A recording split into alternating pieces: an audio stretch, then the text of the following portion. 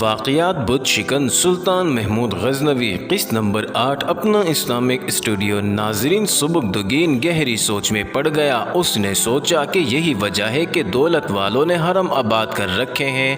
عورت ایک سکون کا سرچشمہ ہے، ایک خمار ہے۔ انسان تھوڑے پر مطمئن نہیں ہوتا، اس لیے وہ ایک کے بعد دوسری عورت لاتا ہے، اس پر بھی اس کا نفس مطمئن نہیں ہوتا، وہ تیسری پھر چوتھی بھی لے آتا ہے، اور پھر یہ نہیں سوچتا کہ جس طریقوں سے وہ انہیں لانے کے لیے، بسانے کے لیے، اپنی ہوس بجھانے کے لیے، دولت کمانے کے جو ذرائع استعمال کر رہا ہے وہ غلط ہیں یا صحیح ہیں۔ یہاں تک کہ وہ بادشاہ و عمراء وزراء کا خوشامدی بن کر دولت حاصل کرتا ہے، پھر بھی تسکین نہیں ہوتی، تو وہ دولت حاصل کرنے کے لیے اپنا ایمان نیلام کر دیتا ہے، اپنے مذہب اور قوم کے دشمنوں کے آگے جا کر بھی سجدے کرنے لگتا ہے، اور زر و جواہرات سے جھولیاں بھرتا ہے، مگر اس کا نفس اس پر بھی مطمئن نہیں ہوتا، اور وہ اور زیادہ کی ہوس میں ہر حدود کو عبور کر جاتا ہے۔ یہ تباہی عورت سے شروع ہو کر شراب تک پہنچاتی ہے، اور پھر مسلسل گناہ کا ارتکاب کرتا چلا جاتا ہے۔ اچھائی کو وہ بہت پیچھے چھوڑ آتا ہے، اور برائی میں ایسا نام کماتا ہے کہ شیطان بھی اس پر فخر کرنے لگتا ہے۔ تو کیا میں بھی اسی راہ پر چل پڑوں گا؟ عورت کا وار کتنا کاری ہوتا ہے جو روح تک کو گھائل کر دیتا ہے۔ اچانک اسے الپتگین کی بیٹی کے الفاظ یاد آنے لگے کہ عورت زیبائش کی چیز نہیں، عورت بہت بڑی طاقت ہے جسے ان بادشاہوں نے اپنی کمزوری بنا لیا ہے۔ سبکدگین کو اپنی ماں اور اس کے کہے ہوئے الفاظ اور اس کی باتیں یاد آنے لگی، اور اس کے اندر وہ قوت بیدار ہونے لگی جو اس کی ماں نے اس کے اندر بھری تھی۔ ایک ایسی عورت کی پیدا کی ہوئی قوت جو بہت خوبصورت تھی، اسے سوداگروں نے سونے کے دینار پیش کیے تھے، مگر اس نے بھی الپتگین کی بیٹی کی طرح سوچا تھا کہ وہ زیبائش کی چیز نہیں، اور وہ کہتی تھی کہ وہ ایسے بچے کو جنم دے گی جو ابراہیم کی طرح اپنے قبیلے والوں اور اپنے باپ سے کہے گا کہ میرے ساتھ آؤ، میں تمہیں سیدھے راستے پر لے چلوں گا، جس نے باطل شکن ہونا ہے۔ یہی بات گورنر الپتگین کی بیٹی بھی کہہ رہی تھی۔ کیا سب عورتیں ایسی ہی وہموں میں مبتلا ہوتی ہیں؟ نوشیروان عادل کو بھی تو ایک عورت نے ہی جنم دیا تھا۔ یہ بات اسے اس چھوٹی سی مسجد کے امام نے بتائی تھی، اس میں اس کی ماں اور اس کے باپ کی آوازیں بھی شامل تھیں۔ ناظرین، یہ تعلیم و تربیت کی آوازیں تھیں کہ عورت کو اگر تفریح اور عیاشی کا ذریعہ بنا لو تو پھر محمد بن قاسم، طارق بن زیاد، صلاح الدین ایوبی اور نوشیروان عادل پیدا نہیں ہوا کرتے۔ وہ سر جھکائے انہی خیالات میں گم چلے جا رہا تھا۔ اس نے اپنے گھوڑے کی باگ ہاتھ میں پکڑی ہوئی تھی، اور وہ پیدل ہی گھوڑے کے آگے چلا جا رہا تھا۔ ناظرین، الپتگین کی بیٹی اس کے خیالات پر اپنا قبضہ جما چکی تھی۔ وہ سوچ رہا تھا کیا میں اسے ملوں گا؟ پھر خود خیال میں ہی جواب، ہاں، دوبارہ اسے ضرور ملوں گا۔ ناظرین، اچانک ایک بھاری بھرکم آواز اس کی سماعت سے ٹکرائی، اوئے ٹھہرو! سبکدگین نے مڑ کر دیکھا تو لڑکی کا منگیتر بڑی تیزی کے ساتھ اس کی طرف آ رہا تھا۔ وہ سبکدگین کے پاس آ کر رک گیا اور بولا کہ حاجی نصر کے بیچے ہوئے غلام، آئندہ کبھی لڑکی کے گھر میں گھسنے کی کوشش نہ کرنا، تم ہمارے غلام ہو۔ اگر تم نے الپتگین کی بیٹی کو دریا میں ڈوبنے سے بچایا ہے تو یہ تمہارا فرض بنتا تھا، اس کا تمہیں انعام نہیں مل سکتا۔ اگر تم لڑکی کو بچانے میں ناکام ہو جاتے تو ہم تمہیں قید میں ڈال کر بھوکا مار دیتے۔ ناظرین، سبکدگین نے بڑے حوصلے، صبر اور تحمل سے جواب دیا کہ میں آزاد ہوں اور تم غلام ہو۔ لڑکی کے منگیتر نے کہا کہ کیا بکتے ہو، بھاگو یہاں سے، اور آئندہ بغیر اجازت کے استبل سے گھوڑا نہ لے جانا، تم اپنے دل کے غلام ہو۔ ناظرین، لڑکی کا منگیتر جو جوانی کی دہلیز سے تھوڑا آگے بڑھ چکا تھا بولا، میں تمہارا سر قلم کر دوں گا۔ اس نے نیام سے تلوار بھی نکال لی۔ ناظرین، سبکدگین کی کمر بند میں لمبا خنجر اڑسا ہوا تھا۔ اس نے وہ نکالتے ہوئے لڑکی کے منگیتر سے کہا کہ 1.5 ہاتھ لمبی تلوار کو 1.5 بالش خنجر میرے پاؤں میں نہ گرا دے تو میں تمہارے آگے جھک جاؤں گا اور تم شوق سے میرا سر قلم کر دینا۔ اس آدمی نے جب سبکدگین کے تیور دیکھے تو تھوڑی ہی دیر میں تلوار نیام میں ڈال ڈال کر تیزی سے واپس چلا گیا۔ ناظرین، سبکدگین سیدھا استبل گیا، گھوڑا وہاں باندھ کر سیدھا اپنے کمرے میں چلا گیا۔ ابھی وہ اپنے کمرے میں پہنچا ہی تھا کہ الپتگین کا بلاوا آ گیا۔ وہ انہی گیلے کپڑوں میں الپتگین کے سامنے پہنچ گیا۔ ناظرین، الپتگین نے کہا کہ ابو اسحاق یعنی لڑکی کا منگیتر سے تمہارا کیا جھگڑا ہوا ہے؟ جواب نے سبکدگین نے ساری روایت سنا دی اور اسے وہ بھی بتا دیا جو اس کی بیٹی نے سبکدگین سے کہا تھا، اور پھر الپتگین سے بولا، آپ بے شک اپنی بیٹی کا ہاتھ میرے ہاتھ میں نہ دیں، مگر اس آدمی کے ساتھ اپنی بیٹی کی شادی کرنے کی غلطی ہرگز مت کیجیے، کیونکہ وہ آپ کی بیٹی کے قابل نہیں ہے۔ ناظرین، الپتگین سبکدگین کی صاف گوئی سے بہت متاثر ہوا۔ الپتگین گہری سوچ میں ڈوب گیا، پھر سبکدگین سے بولا کہ تم جاؤ۔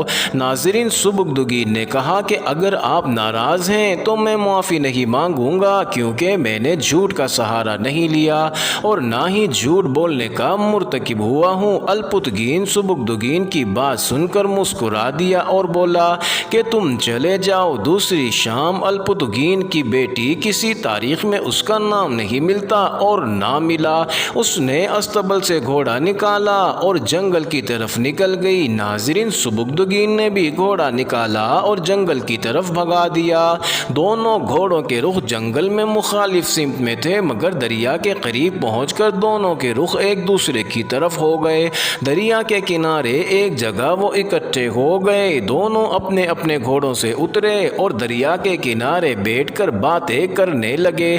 لڑکی نے کہا کہ میرا منگیتر مجھے ملا تھا اور بہت غصے میں تھا، کہنے لگا کہ میں فوج کا کماندار ہوں اور تم ایک غلام سے کہتی رہی ہو کہ تم مجھے قبول نہیں۔ میں نے اسے صاف بتا دیا کہ میں نے اپنے باپ کے حکم کی تعمیل کرتے ہوئے تم سے منگنی کی، ورنہ تم مجھے پسند نہیں ہو۔ میری بات سن کر اس نے مجھے کچھ دھمکیاں دیں، پھر منت سماجت کرنے لگا۔ میں نے اسے ٹالنے کے لیے کہا کہ تم میرے ابا سے بات کرو۔ رات کو ابا نے مجھے الگ بٹھا کر کہا کہ سبکدگین نے مجھے ساری بات صاف صاف بتا دی ہے، جو تم نے اسے کہا وہ سب بھی بتا دیا ہے، اور انہوں نے تمہاری صاف گوئی اور بے باکی کی بہت تعریف بھی کی ہے۔ میں نے ابا کو صاف بتا دیا کہ یہ منگیتر مجھے پسند نہیں ہے، یہ اوچھا آدمی ہے۔ معلوم ہوا ہے کہ آج دن کو اس کی اور ابا کی باتیں ہوئی ہیں۔ ناظرین، سبکدگین لڑکی کو غور سے دیکھ رہا تھا۔ آج وہ کل سے بھی زیادہ خوبصورت لگ رہی تھی، اسے اس کے چہرے کا ایک ایک نقش صاف نظر آ رہا تھا۔ سبکدگین نے کہا کہ میری ماں بھی تمہاری طرح بہت خوبصورت تھی۔ لڑکی نے کہا کہ تمہارا بیٹا بھی یہی کہا کرے گا، اور ہنس پڑی۔ ناظرین، سورج غروب ہو گیا اور شام کے سائے گہرے ہونے لگے اور دریا کے کنارے بیٹھے دو سائے ایک سایہ بن گئے تھے۔ دریا کی لہروں کا جلتا رنگ اور زیادہ پرسوز ہو گیا تھا۔ ایک مہینہ گزر گیا۔ ناظرین، سبکدگین گورنر الپتگین کے دل میں اتنا اتر گیا تھا کہ اس نے سبکدگین کو اپنا وزیر اور مشیر خاص بنا لیا۔ ایک روز گورنر الپتگین نے سبکدگین کے سامنے اپنا پلان ان الفاظ میں رکھا: مسلم قوم کا شیرازہ بکھر گیا ہے، قوم ریاستوں اور چھوٹے چھوٹے ملکوں میں بکھر گئی ہے اور کفار انہیں عیاشیوں کا عادی بنا کر ایک دوسرے کا دشمن بنا رہے ہیں۔ خلافت جو قوم کی مرکزی علامت سمجھی جاتی ہے، برائے نام ہو کر رہ گئی ہے۔ ہمارا خلیفہ اور حکمران عبد المالک ہے اور اس کی زندگی میں ہی خلافت کے امیدوار آپس میں لڑنا شروع ہو گئے ہیں۔ میرا ارادہ ہے کہ عبد المالک کی وفات کے بعد اس کے کسی کمسن بیٹے کو خلافت پہ بٹھا کر مرکزی حکومت کو اپنے ہاتھ میں رکھوں، مگر اس کا بڑا بیٹا منصور ایسا نہیں ہونے دے گا۔ ایسی صورتحال میں منصور کی حکومت کا پانسا پلٹ کر غزنی میں اپنی خود مختار حکومت قائم کر لوں گا۔ ناظرین، سبکدگین نے کہا کہ آپ کی فوج جو بخارا میں ہے وہ کس حد تک آپ کا ساتھ دے گی؟ الپتگین نے جواب دیا کہ سالار یعنی آرمی چیف خلیفہ عبد الملک سے نالا ہیں اور وہ اس کی نسبت میرا حکم ماننے میں خوشی محسوس کرتے ہیں، اور میرا ارادہ یہ ہے کہ غزنی کو مرکز بنا کر ارد گرد کی مسلم ریاستوں کو متحد کر لوں اور کفار کے خلاف جہاد شروع کر دوں، اور اگر ہم نے ایسا نہ کیا تو وہ دن دور نہیں، اسلامی ریاستیں جو ٹکڑوں میں بٹی کٹی ہوئی ہیں ان کا ایک ایک ٹکڑا غائب ہونا شروع ہو جائے گا۔ معلوم ہوا ہے کہ ہندوستان کے راجے جو مہاراجے کہلاتے ہیں وہ درہ خیبر کے راستے سے ہم پر حملہ کرنے کے لیے پڑتول رہے ہیں۔ ناظرین، سبکدگین نے کہا کہ غزنی کی ریاست کا تختہ الٹنے کا کام آپ مجھے سونپ دیں اور اس کے لیے مجھے بہت بڑی فوج کی بھی ضرورت نہیں ہے۔ منصور اور اس کے حامی حاکموں کو گرفتار کرنا کوئی مشکل کام نہیں ہے۔ اپنے منصوبے کے عملی پہلوؤں اور خطروں پر غور کر لیں۔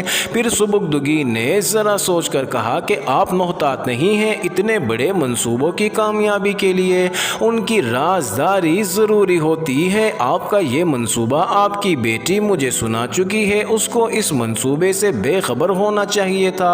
اب آپ محتاط ہو جائیں۔ اگر آپ نے اپنے راز چھپائے رکھے اور دشمن کے راز حاصل کر لیے تو آدھی جنگ آپ جیت جائیں گے۔ ناظرین، گورنر الپتگین کو سبکدگین پر مکمل اعتماد تھا، مگر اسے یہ توقع نہیں تھی کہ سبکدگین اتنا ذہین اور دراندیش ہوگا۔ دونوں نے غزنی کا تختہ الٹنے کا ایک کارآمد منصوبہ تیار کر لیا۔ دوسری طرف ایک اور منصوبہ تیار ہوا اور یہ منصوبہ سبکدگین کے قتل کا تھا، اور یہ منصوبہ تیار کرنے والا گورنر الپتگین کی بیٹی کا منگیتر ابو اسحاق تھا۔ ناظرین، دوڑ کا اہتمام کیا گیا تھا۔ فوج کے سالاروں کا مقابلہ تھا جس میں سبکدگین کو بھی شامل ہونے کے لیے مدعو کیا گیا تھا اور اس میں ابو اسحاق کو بھی شامل ہونا تھا۔ وسیع میدان میں مقابلے کے لیے رتھیں کھڑی کر دی گئی۔ رتھ یعنی گھوڑا گاڑی، ہر ایک رتھ کے آگے ایک ایک گھوڑا جتا ہوا تھا۔ ناظرین، پہلی دوڑ میں 20 رتھیں حصہ لے رہی تھی۔ دوڑ شروع ہوئی تو تھوڑی دور جا کر ابو اسحاق نے اپنی رتھ سبکدگین کی رتھ کے قریب کر لی اور اس کی رتھ کے پہلو کے ساتھ اپنی رتھ رکھ کر بھگانے لگا۔ ایسا اس نے 2-3 بار کیا۔ سبکدگین نے دیکھا کہ ابو اسحاق اسے ایک طرف ہو جانے پر مجبور کر رہا ہے تو سبکدگین نے اپنی رتھ اس کے گھوڑے کے قریب کر کے اسے ایک طرف دھکیلنے لگا۔ تماشائیوں نے چیخ و پکار بلند کر رکھی تھی اور رتھیں تیزی کے ساتھ بھاگ رہی تھی۔ ناظرین، ابو اسحاق نے اپنا ہنٹر جو وہ گھوڑے کو بھگانے کے لیے گھوڑے کو مار رہا تھا وہی ہنٹر سبکدگین کو مار دیا، مگر سبکدگین نے اپنی رتھ ابو اسحاق کے گھوڑے کے ساتھ لگائے رکھی۔ تو ابو اسحاق نے چلا کر کہا کہ خدا کے لیے پرے ہٹ جاؤ۔ سبکدگین نے اپنی رتھ پرے ہٹا لی اور اس کے ساتھ ہی ابو اسحاق کا گھوڑا زمین میں دھس گیا اور رتھ اوپر اڑی اور ابو اسحاق کے گھوڑے کے آگے آ گری۔ ناظرین، ابو اسحاق ہوا میں اڑا، اپنی الٹی ہوئی رتھ کے اوپر آ گرا۔ پیچھے آنے والی رتھ کا گھوڑا اتنی جلدی نہ رک سکا اور وہ ابو اسحاق کی رتھ پر چڑھ گیا اور ابو اسحاق جو گرنے سے پہلے بے ہوش ہو چکا تھا کچلا گیا۔ ناظرین، سبکدگین نے اپنی رتھ روکی اور واپس آ گیا۔ سب دوڑ کر حادثے والی جگہ پر پہنچے تو دیکھا جہاں ابو اسحاق کا گھوڑا گرا تھا وہاں بہت بڑا گڑھا تھا۔ اس میدان میں پہلے ایسا گڑھا کبھی نہیں تھا۔ وہاں درختوں کی لمبی شاخیں بھی پڑی ہوئی تھیں۔ ابو اسحاق مر چکا تھا۔ اسی وقت تحقیقات شروع کر دی گئیں۔ ناظرین، گورنر الپتگین نے کہا کہ جو کوئی اس گڑھے کا راز بتائے گا اسے انعام دیا جائے گا۔ ناظرین، شام تک راز فاش ہو گیا۔ اس رتھ دوڑ کا اہتمام بھی ابو اسحاق نے ہی کیا تھا۔ اس نے اپنے ایک ہم راز دوست سے کہا تھا کہ وہ سبکدگین کو دوڑ میں شامل ہونے کے لیے کہے۔ دوست نے یہ کام کر دیا۔ ابو اسحاق نے رات کو یہ گڑھا کھدوایا اور اس کے اوپر درخت کی ٹہنیاں رکھ کر اوپر مٹی بکھیر دی۔ اس گڑھے پر اس نے کوئی نشانی رکھ دی تھی۔ دوڑ کے دوران ابو اسحاق اسی لیے اپنی رتھ سبکدگین کی رتھ کے قریب لے کر آیا تھا کہ سبکدگین کو گھڑے کی سیدھ میں لے جائے۔ ناظرین، سبکدگین کو تو معلوم ہی نہ تھا کہ اسے ابو اسحاق موت کے گڑھے کی طرف دھکیل رہا ہے۔ سبکدگین نے اپنی رتھ کی مدد سے ابو اسحاق کے گھوڑے کو پرے دھکیلنا شروع کر دیا۔ اتنے میں گڑھا نزدیک آ گیا تو ابو اسحاق نے چلا کر کہا کہ خدا کے لیے پرے ہٹ جاؤ۔ سبکدگین نے اپنی رتھ پرے ہٹا لی، مگر اتنے میں گڑھا آ گیا اور ابو اسحاق جس نے یہ گڑھا سبکدگین کے لیے کھدوایا تھا خود اپنی رتھ سمیت اس میں جا گرا اور موت کے منہ میں پہنچ گیا۔ ابو اسحاق نے اپنے رازدار دوستوں سے کہا تھا کہ وہ سبکدگین کو مار کر گورنر الپتگین کی بیٹی سے شادی کرے گا۔ گورنر الپتگین نے سبکدگین سے کہا کہ اللہ نے تمہیں کسی عظیم کام کے لیے چنا ہے اور زندہ رکھا ہے۔ میں تم سے وعدہ کرتا ہوں کہ میرے منصوبے کی کامیابی کے لیے وہی کارروائی ہوگی جو تم نے بتائی ہے۔ تم میرے داماد ہوگے اور مجھے اس پر فخر ہوگا۔ ناظرین، اس واقعے کے 1 سال بعد غزنی کا حکمران عبد المالک مر گیا اور اس کی جگہ الپتگین نے اپنے اثر و رسوخ سے اس کے چھوٹے بیٹے کو تخت نشین کروانا چاہا، مگر منصور کی موجودگی میں اسے کامیابی نہ مل سکی۔ منصور کی تخت نشینی کے 2 روز بعد ہی سبکدگین 300 منتخب سواروں کے ساتھ غزنی پہنچا اور اس نے شو یہ کروایا کہ وہ بخارا کی عوام کی طرف سے منصور کو خلیفہ بننے پر مبارکباد پیش کرنے آیا ہے۔ ناظرین، محل کے اندر جا کر سبکدگین نے منصور کو گرفتار کر لیا اور اس کے ساتھیوں نے منصور کے محافظ دستے کو اپنی حراست میں لے لیا۔ اس منصوبے کی اگلی کڑی کے مطابق گورنر الپتگین، جو اپنی فوج کے ساتھ غزنی کے قریب پہنچ چکا تھا، طوفان کی طرح آ کر شہر کے اہم مقامات پر قابض ہو گیا۔ گلیوں اور بازاروں میں اعلان ہونے لگے کہ ظالموں کی حکومت ختم ہو چکی ہے، ہم عدل و انصاف اور اللہ اور اس کے رسول صلی اللہ علیہ وسلم کی حکمرانی لائے ہیں۔ پہلے روز سے ہی وہی احکامات جاری کیے جائیں گے جو لوگوں کی فلاح و بہبود کے لیے ہوں گے۔ جوں جوں دن گزرتے گئے، لوگوں نے محسوس کر لیا کہ ظلم و جور اور تنگی کے دن ختم ہوتے جا رہے ہیں، تو انہوں نے دل و جان سے اس نئی حکومت کو تسلیم کر لیا۔ گورنر الپتگین کی حکومت 962 سن عیسوی میں قائم ہوئی۔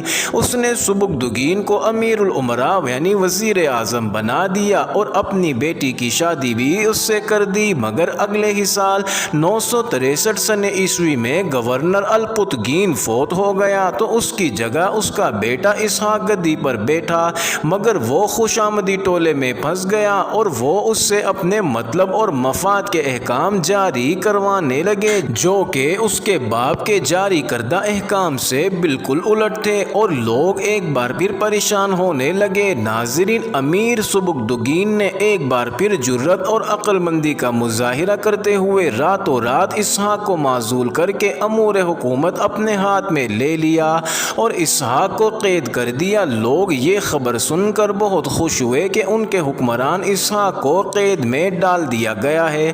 امور حکومت سنبھالتے ہی سبکدگین نے لوگوں اور فوج کے دل جیت لیے اور پھر کچھ مزید علاقے اپنے قبضے میں کر کے وہ ہندوستان کی طرف متوجہ ہوا۔ ناظرین، سبکدگین نے رات کو ایک خواب دیکھا کہ اس کے کمرے کے مرکز میں ایک درخت اگا اور وہ درخت بڑھتا ہوا چھت پھاڑ کر اوپر چلا گیا اور اتنا زیادہ پھیلا کہ آدھی دنیا پر اس نے اپنا سایہ کر دیا۔ ناظرین، اس خواب نے سبکدگین کو پریشان کر دیا۔ اس نے یہ خواب اپنی بیوی کو سنایا تو وہ سن کر چپ رہی۔ اس خواب کے تھوڑے عرصے بعد ہی سبکدگین کے ہاں ایک بیٹا پیدا ہوا۔ بیٹے کی پیدائش کے بعد سبکدگین کی خواب والی پریشانی خود بخود دور ہو گئی۔ ناظرین، سبکدگین کی بیوی نے کہا کہ آپ کے خواب کی تعبیر آپ کے سامنے آ گئی ہے، میں نے اس بچے کو جنم دیا ہے جو باطل شکن ہوگا۔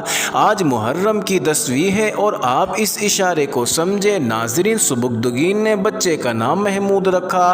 بچہ اتنا زیادہ خوبصورت نہیں تھا، اس کا رنگ سانولا تھا، مگر سبکدگین نے اسے اپنی توجہ کا مرکز بنا لیا۔